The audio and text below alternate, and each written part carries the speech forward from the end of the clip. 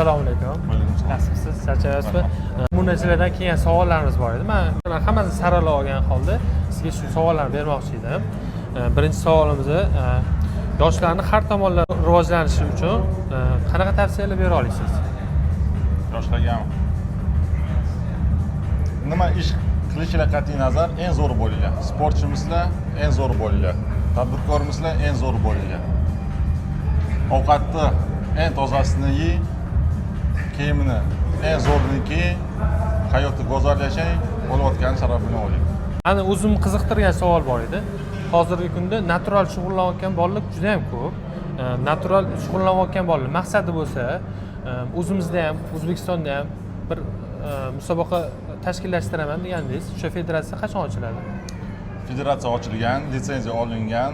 Hozir bizning e'tiborimiz komanda bilan zallarning ochilishiga qaratilgan. Xudo xolasa hozir lokatsiyalarimiz ancha munchasi bitib qolgan. Shu zallar ochilgandan keyin e'tiborni federatsiyaning rivojlanishiga qaratamiz va keyingi yil xudo xolasa kalendarni bilan chiqarib turib musobaqalarni o'tkazamiz. Kuzatinglar, xudo xolasa, hamma yengilliklar hali oldinda. Bu sportchilardan kelgan savol, suyaklarda muammosi bor sportchilarga qanaqa vitaminlar tavsiya qila olasiz? Suyagida muammosi bor, bo'g'imlari og'riyotgan bo'lishi mumkin. endi vitaminga boy ozuqalarni iste'mol qilish kerak, ya'ni sabzavotlarni, meva-cheva, yong'oqni ko'proq yeyish kerak va suv ko'proq ichish kerak. Chunki ovqat bizning doimiz. Dori yo'q. Davlatadigan biz nima yesak o'shamiz. Yegan ovqatimiz qisman tanamizga aylanadi har tomonlama. O'shaning uchun ovqatga e'tibor beringlar, o'shanda hammasi yaxshi bo'ladi. Hozirgi kunda yoshlarimiz qaddi bukchayib qolgan, hamma qo'lida telefon, kompyuterda o'tirishadi. Zalga chiqish olmayapti, lekin sharoitligisi bo'lmayapti. Uy sharoitida qanaqa mashqlar bilan shuni to'g'rilasa bo'ladi? Prisedaniya qilinglar. Eng muhim mashq bu prisedaniya.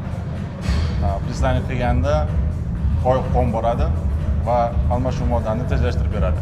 Testosteronni oshirib beradi va o'zimizni yaxshi his qilishimiz uchun yordam beradi. Oxirgi savol, bu o'zimni qiziqtirgan savol. Arnold Classicga chiqqaningizda nimalarni his qilgansiz? Shu darajaga yetib kelaman deb o'ylaganmisiz oldin? Yo'q, hech qachon o'ylamaganman. Boshida o'zim uchun trenov qilganman boshlagan paytimda.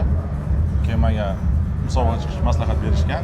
Men aytganman, qanaqa musobaqa? Yo'q, bu yerda hamma Mr. Olimpiadaga bo'lsa kerak. Yo'q, bu yerda deb aytganman. Yo'q, forma yaxshi, o'rin olasan deb aytdi. Shunaqa qilib targ'ib boshlanib ketgan. Birinchi musobaqadan juniorlarning orasida 1-chi o'rin olganman va erkaklarning orasida 3-chi o'rin olganman. Undan keyin bor vaqtim, bor umrimni bag'ishladim shu sport turiga. Yaxshi ko'rib qildim. Hech qachon o'ylamaganman Amerikaga borib, Arnold Classic'ni yutaman, Schwarzenegger bilan yonma-yon turib gaplashaman, rasmga tushaman deb o'ylamaganman. Step by step deydi-yu, kichkina qadamlar bilan shu natijagacha bordim, Xudo yetkazdi. Bundan juda ham xursandman. Sizlarga ham shu narsani tilab qolaman. Uchun meni o'zimni shaxsiy qiziqtirgan savolim bor edi. Bu yil 2025-yilda chiqmadingiz, Mr. Olimpiyaga bormadingiz. 2026-yildagi rejalaringiz qanaqa bo'lishi mumkin? Bu yil borish reja bor edi. Viza ham olganman, vizam ham bor. Bormagan sababim hisob-kitob qilib chiqdim. Borib kelishim $20,000 pul ketar ekan, ikkita musobaqaga chiqish uchun. Lekin o'tgan yili Los Anjelesda Mercedes-Benz salonga kirganman. Bitta mashina yoqqan. O'shani niyat qilganman. Va shu pullarni shu mashina olish uchun qo'shib mashina oldim. Shu bitta orzum bor edi, shu orzuni amalga oshirdim. Xudo xolasa, yurak urib tursa, sog'lom bo'lib tursak, Olimpiyani ham olamiz. 2026-yilga niyat bor, xudo xolasa. Bahorda Arnold Classic'ga boraman. Bola bilan aylanib, ozgina Expo'ni aylanib, yo'q, undan keyin Kaliforniyaga borib bir hafta yashayman, musobaqaga chiqaman, kvalifikatsiya olaman va yil oxiriga xudo xolasa Olimpiyaga borib yana bir harakat qilib boraman. Ishlaringizga omad. Rahmat, yo'lmagansiz. Rahmat.